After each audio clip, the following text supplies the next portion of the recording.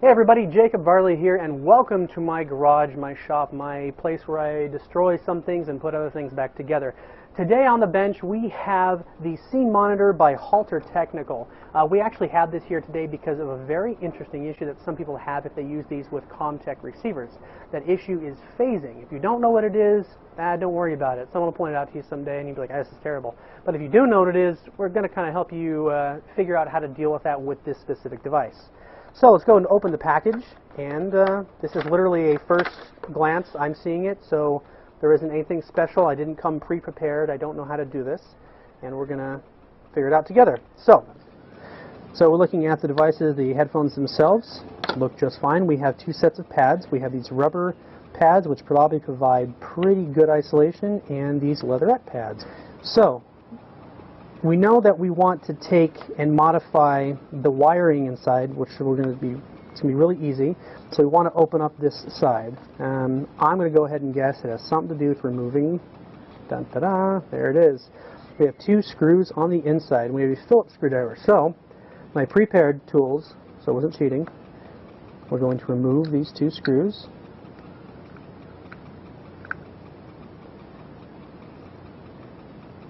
And if experience has taught me anything, it's going to be that back. It's going to pop right off with a little bit of help.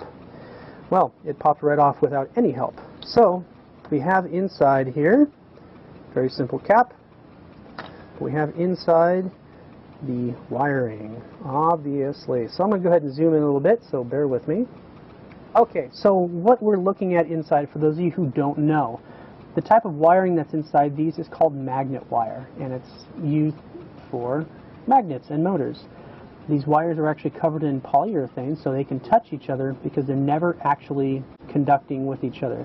You have to melt the polyurethane coating off in order to get the wires to touch each other. So you see that we have a red wire, which is always the right side, and a blue wire, which is going to our left speaker, this one right here, and of course the gold wire or the copper wire, which is our ground wire. So we know that this wire right here is running up to the headband, and that is going to be our right speaker. So let's check out what we have as far as conductors. We have our common wire, which is running right here, and that's also being grounded off the same place for both speakers. So our common wire connectors are the same for both sides.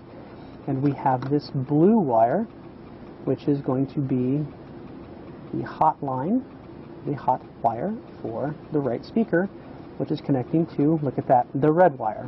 So what we're going to do, and to make our lives very simple, is we're just going to cut those off right at the bottom. I recommend using a pair of scissors or a pair of wire nippers that are very sharp, because these smaller wires can be a little bit of a pain in order to cut. So we're going to take that and just discard that, just a piece of tape. So now what we want to do is expose the actual wire now. Now I was telling you before we had to melt it off in order to get to some of that wire. So very simply put, we're just going to take a piece of paper, and this is not sponsored by Rycote or 3M or Rycote or 3MA. Depends on how you want to pronounce that. But we're going to use that just to cover up the back side so when we solder over this we don't get any drippings anywhere.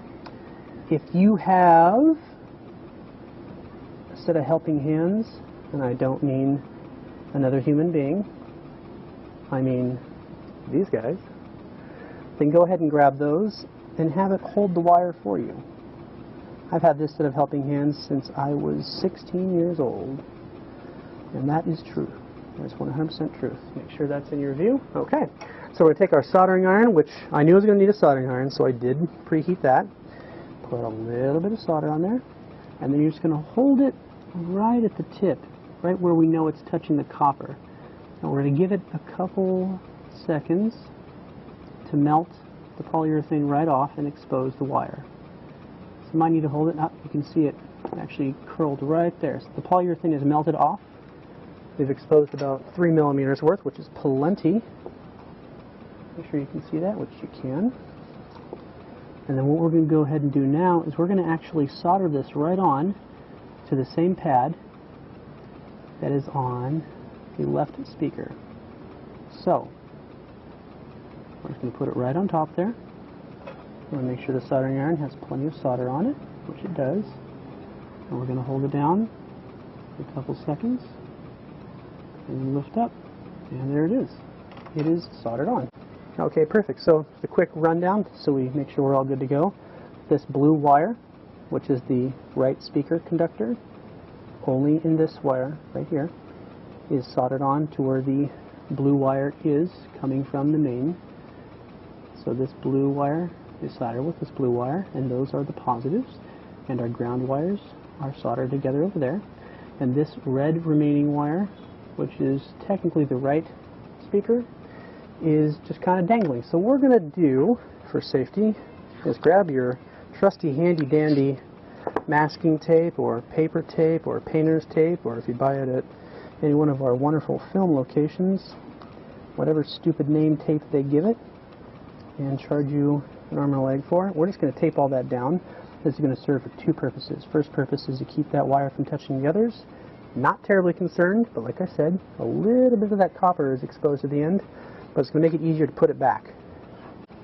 So now that we have it taped down and everything's clean and clear, and it's a very simple modification, we're just going to pop this cap back on, make sure the orientation is set, and then we're going to check the sides, make sure there's nothing sticking out that shouldn't be, make sure that the overmolding is in there properly.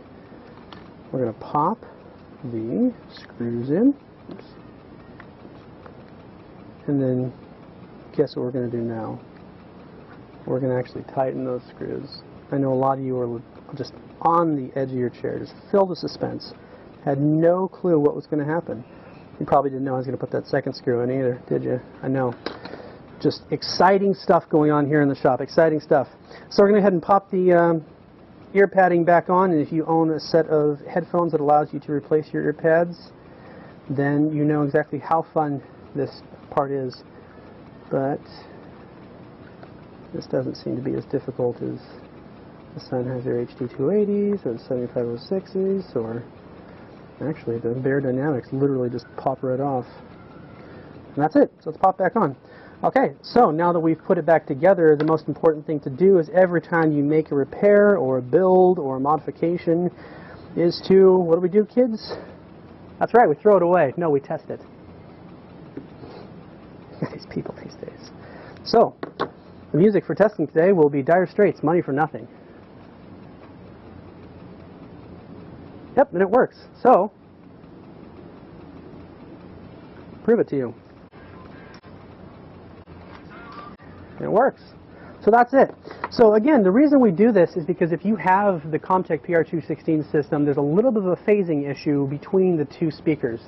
And that can be really annoying if you know it's there, or if you're listening for good fidelity audio, or if you have someone complaining about it. It gets even more annoying that way. So all you have to do is just change one wire, make them both share the same line, forget the other line, and you're good to go. And it's done as simply as that. It can take about 5 minutes, it can take 2 minutes, it can take an hour, depending on what you want to do. Any questions, comments, give me a call, give Doc a call, but either way, see you next time.